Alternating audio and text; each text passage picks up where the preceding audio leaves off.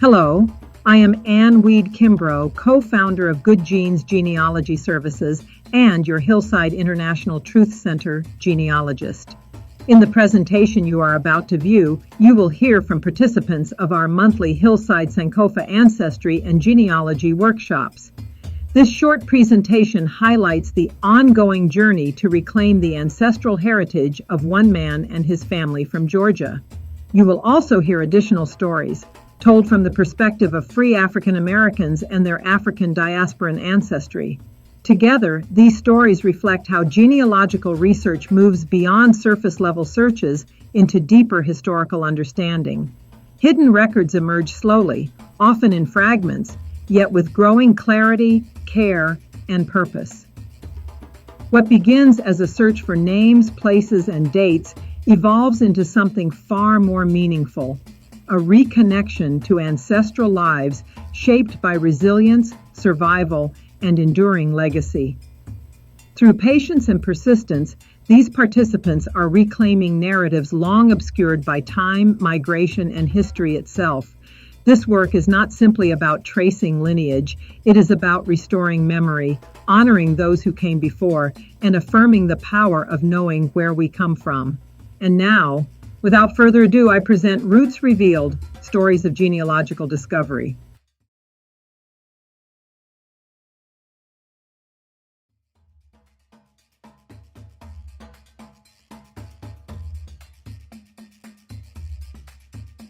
When we first met Sam Wilson on Roots Revealed, he was searching for answers about his father. His father, also named Sam, and the men before him who shared that same name, appeared and disappeared across records. Their lives resisted easy documentation, leaving behind a trail of repetition, overlap, and unanswered questions. What should have been a lineage felt like a maze, one shaped by missing paper trails and deliberate obscurity. Since his first appearance, Sam has learned that the difficulty was not accidental. On his father's side, names repeat across generations. Fathers and sons blur together. Timelines overlap. Together, we stopped searching only for individuals and began examining patterns, naming traditions, migration routes, and community networks. By carefully separating lives that history had collapsed into one, we began rebuilding structure where there had once only been confusion.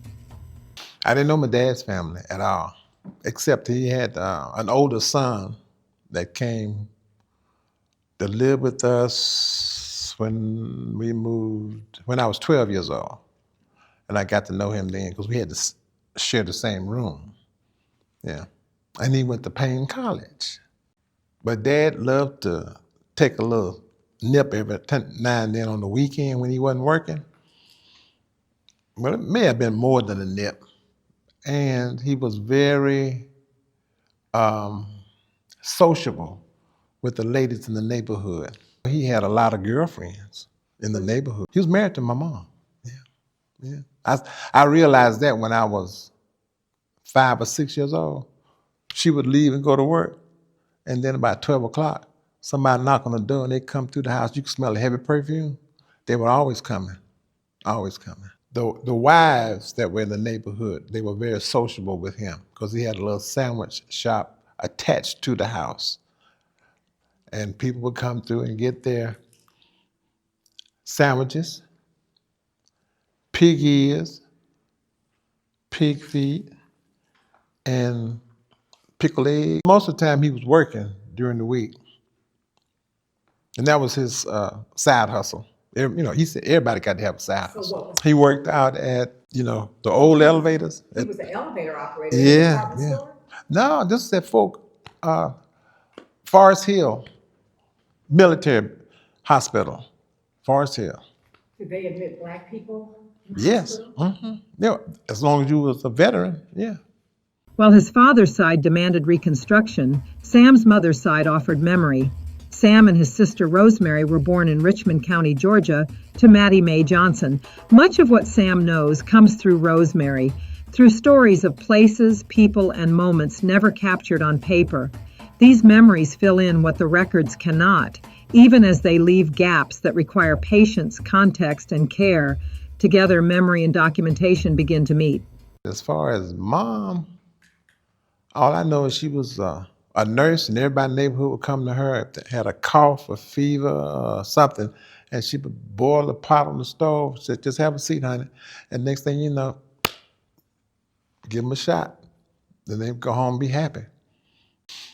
She was the RN, registered nurse, at that same hospital. I believe that's where they met. And she worked that shift from 11 at night to 7 in the morning. The information that I grew up with was not factual all the way. Just a little bit of information just to keep us in check.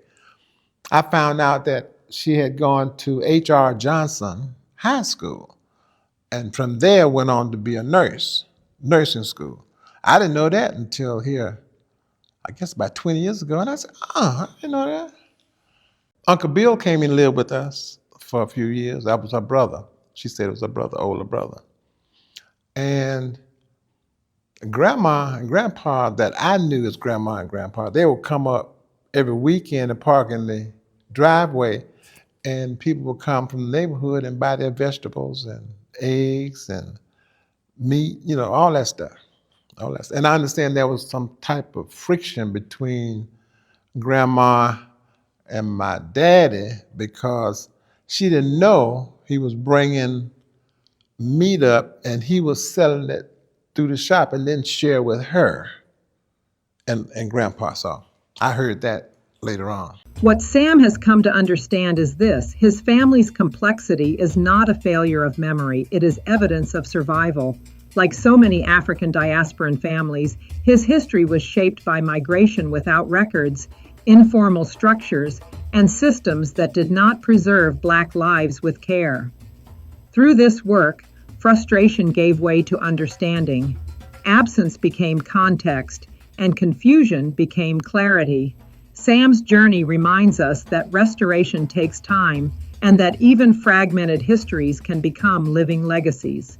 Well, see, Grandma told me that my mama, was given to her when they were on the plantation in South Carolina, I think.